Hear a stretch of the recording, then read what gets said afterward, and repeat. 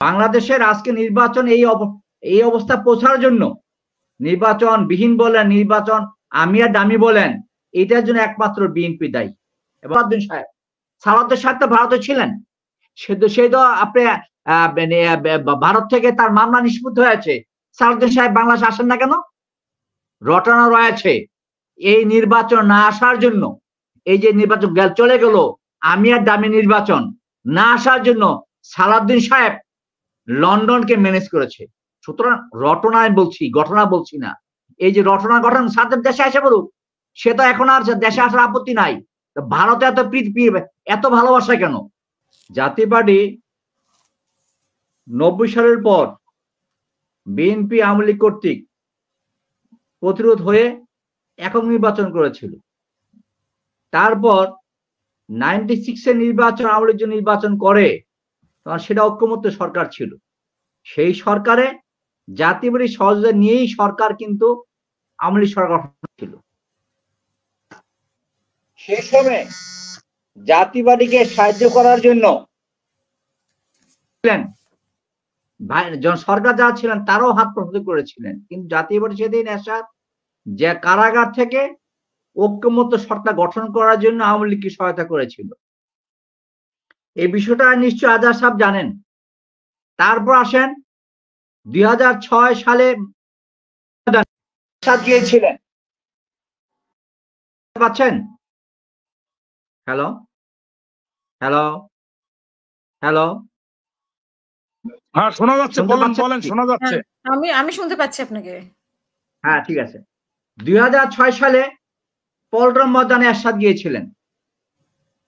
সেদিন এরশাদ যাওয়ার পর সবচেয়ে বেশি খুশি হয়েছিল আওয়ামী লীগ নেতারা যে এইবার ক্ষমতায় যাওয়া যাবে। সুতরাং 2006 সালের মহাজোট গঠন 111 কারণে হয়নি। 2008 সালে মহাজোট, সেটা এরশাদ এবং আওয়ামী লীগ যৌথ নির্বাচন প্রক্রিয়া ছিল। তারপর আসেন 14 সালে, সেই নির্বাচনে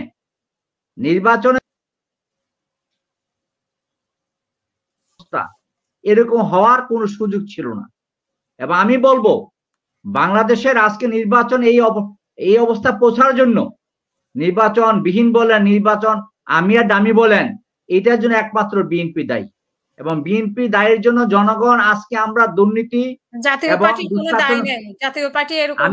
আমি বলছি আমরা তো আওয়ামী লীগের সাথে ছিলাম, আমরা তো এখনো এই যে গত নির্বাচন, আমি বলি এইবার যে গত নির্বাচন হলো, নির্বাচনে 11 জন সদস্য জাতীয় পার্টি কি বিরোধী দল নেতা, তো কার সাথে আপোষ সভা হলো 24টা সিটে? এই নির্বাচন জাতীয় পার্টি কিন্তু নির্বাচন জাতীয় পার্টি সরকারের সাথে আওয়ামী লীগ জাতীয় পার্টির সাথে ছাড় দেওয়া নেওয়া করেছে। সুতরাং দোষারোপ আমাদের লাভ নেই। আমরা 96 থেকে শুরু করে অদ্যাবধি সরাসরি ওপরে বলেন আমরা সরকারের সাথে জোটের সাথে ছিলাম, আমরা বেরিয়ে আসার চেষ্টা করছি। এবং আমরা যদি সেই 2018 সালে যদি কথা তো ছিল বিএনপি নির্বাচন করবে, ভালোভাবে করবে, থাকবে, যদি সেখানে যদি বিএনপি 60 জন থাকতো বা 50 জন থাকতো, 40 জন থাকতো, তাহলে তো জাতীয় পার্টি অপোজিশন হয় না। আমাদের কেন আপনি জানেন না রাজু ভাই, মানে বিএনপি কি যেতে অনেক সময় যাওয়া যায় না, যাওয়ার ভাব করতে হয়। ওই যে বললাম ভুল করেছিলেন যেন এই ক্ষেত্রে দৃষ্টান্ত আওয়ামী লীগ। প্রেসিডেন্ট জিয়া রহমান আসার পর আওয়ামী লীগ তো নাস্তানুদ হয়েছিলেন, কয়েকবার বিরক্ত হয়েছিলেন। 79 নির্বাচন যখন হয় তখন আমি ঢাকা বিশ্ববিদ্যালয়ের ছাত্র, সক্রিয় ছাত্র রাজনীতি করি। সেদিন কিন্তু নির্বাচন আওয়ামী লীগ এসেছিল, নির্বাচনে আসার পর যাই পেয়েছিল, কিন্তু আওয়ামী লীগ অপোজিশন হয়েছিল। এই যে 75 পর যে বিপর্যয় আওয়ামী লীগ হয়েছিল, আবার 79 পর থেকে পার্লামেন্টে যাওয়ার মধ্যে দিয়ে তারা কিন্তু এটা উত্তরণের সুযোগ পেয়েছিল। এই যে মনে করেন 2006-08 এই যে বাংলাদেশের বাংলাদেশের র্যাব বলেন, অপরা মঈন আহমেদ বলেন, তারা কারা? তারা সবই তো বিএনপির উদ্দেশ্যভোগী এবং তারা সুবিধাভোগী ছিল। তারা তাদের সুবিধার জন্যই তারা 111 ডেকে নিয়ে এসেছে। সুতরাং আজকে বাংলাদেশের যে অবস্থাটা এই তৈরি হওয়ার জন্য একক আওয়ামী লীগ দায়ী না। এই দায়ীটা 90 সালের পর থেকে এটা বিএনপিকে শেয়ার করতে হবে, বলার সুযোগ থাকবে না। এবার আসেন এবার আসেন বিএনপি বড় দল। বিএনপি বড় দল নির্বাচন করছে না, করবে না, এবং নির্বাচনে এইবার এই যে একমাত্র বেগম তাদের বেগম জিয়ার মুক্তির জন্য আন্দোলন করছেন। আমিও বেগম জিয়ার মুক্তি চাই। বেগম জিয়াকে বর্ষিয়ার নেত্রী, বয়স্ক নেত্রী, তাই না? এবং সিনিয়র নেত্রী হিসাবে তার মুক্তি পাওয়া উচিত। কিন্তু পাশাপাশি জনগণ কিন্তু আপনার নেত্রীর পাশাপাশি জনগণের কথা বলতে শুনতে চায়। প্রেসিডেন্ট জিয়া রহমান যখন ছিলেন তখন মাওলানা ভাসানী ফারাক্কাবাদ মিছিল করেছিলেন, ভারতকে কাঁপিয়ে দিয়েছিলেন।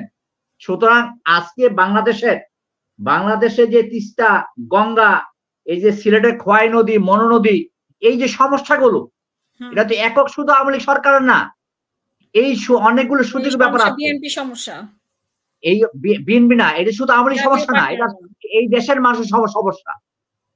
এই সুযোগগুলো যে বলতো যে আমরা বেগম জিয়ার মুক্তি চাই, তো পাশাপাশি তিস্তা, খোয়াই এবং গঙ্গার আমরা এর এই যে সুবিধার জন্য আমরা মার্চ শুরু করলাম। দলকে বলছেন কেন? আপনারা জাতীয় পার্টি কেন বলছেন না? আমরা তো করেছি।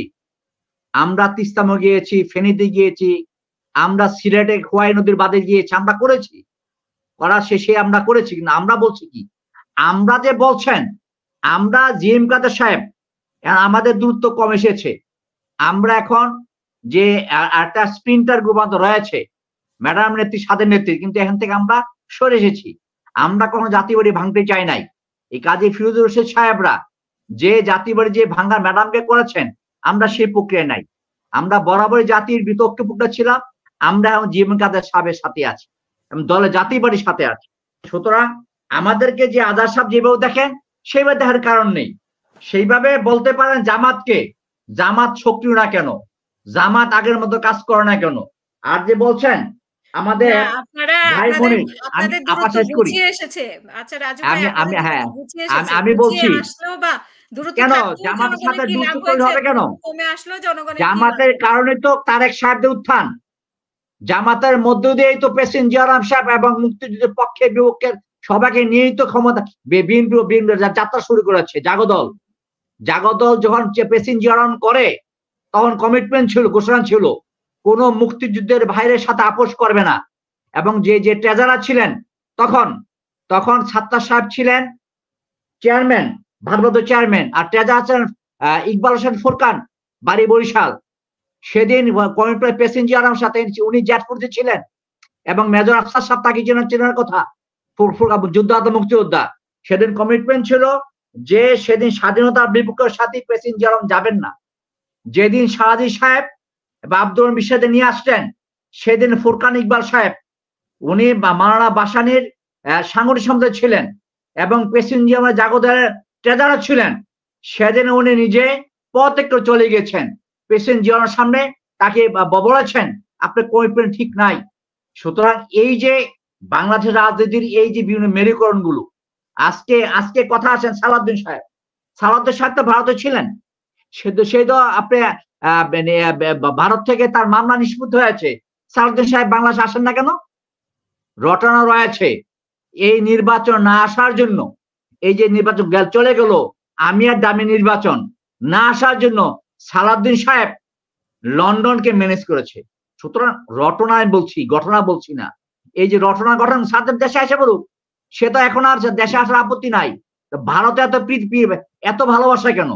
সুতরাং আমার কথা হচ্ছে ভারত বড় রাষ্ট্র, ভারতকে প্রতিরোধ করতে হলে, ভারতের কথা বলতে হলে আফসার সাহেব সেনাবাহিনীর লোক আমাকে বাংলাদেশকে যেমন ইসরায়েল এবং ইরান দুই রাষ্ট্রের মধ্যে ক্ষমতা অর্জন করতে পারি, আমরা তখন বলতে পারবো আমার একটা লোক বর্ডার যদি মরে আমি 3টা মারবো।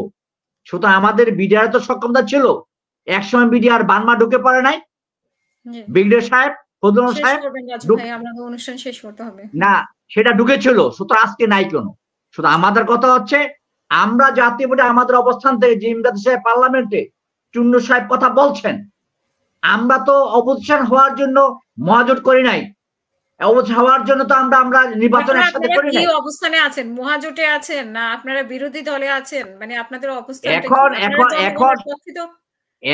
এখন কথা হচ্ছে এখন যেহেতু বিরোধী দল করার মতো অন্যদের অবস্থান নাই, সেখানে নাই। এর জন্য আমরা আপনারা অপোজিশন সরকারে আছি। চলে আসেন।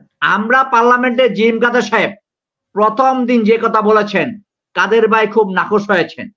এই যে আমাদের চুন্নু ভাই যেভাবে আপসহীন ভাবে কথাবার্তা বলেন, এইভাবে তো পার্লামেন্ট বল আমাদের মাঠেও আসতে হবে। আমরা চাপ রাখছি জিম কাদের সাহেব, চুন্নু সাহেবের উপর যে পার্লামেন্টের পাশাপাশি আসেন, আমরা ঢাকা রাজপথে কথা বলি। শুধু আমরা অচিরেই আমরা আশা করি জাতিবাদী জনগণের কথা পার্লামেন্ট বলছে, এই কথাটা আমরা রাজপথে বলবো। সুতরাং আমাদের ব্যাপারে যে অস্বচ্ছ ধারণা নিয়ে এই যে আজাদ সাহেবরা কথা বলছেন, আমাদের ক্লিয়ার থাকতে হবে। আমরা আমাদের ভূমিকায় সঠিক ছিলাম, এখনো সেই লাইনে আছি। অসংখ্য ধন্যবাদ। ধন্যবাদ।